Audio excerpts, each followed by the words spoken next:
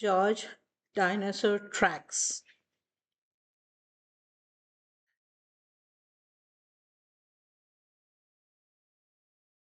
George was curious about animal tracks. He took photos of raccoon, frog, and squirrel tracks.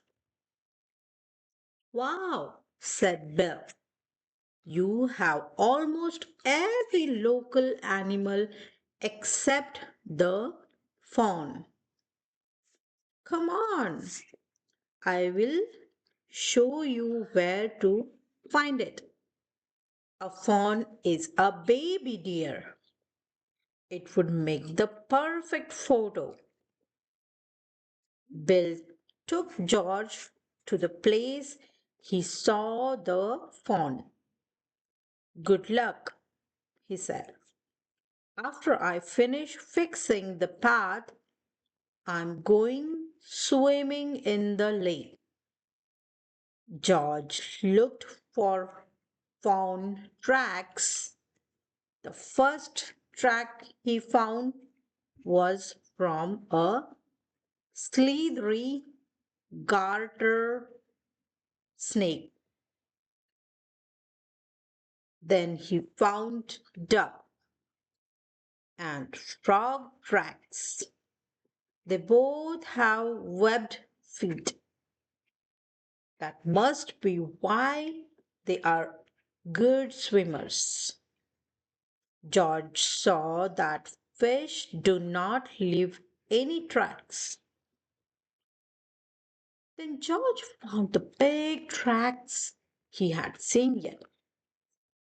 Could the tracks be found a giant snake with duck feet? George followed the tracks. They ended at the lake. George had an idea. He had seen these tracks in a book. They were dinosaur tracks. He made a trail of food back to his house. Maybe the dinosaur would come out to eat. Then George could take a photo.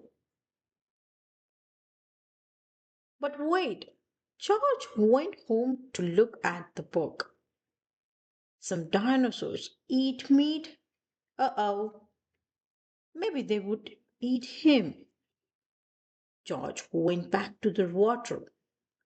He saw the tracks were now coming out of the lake. The tracks were headed towards Bill's house.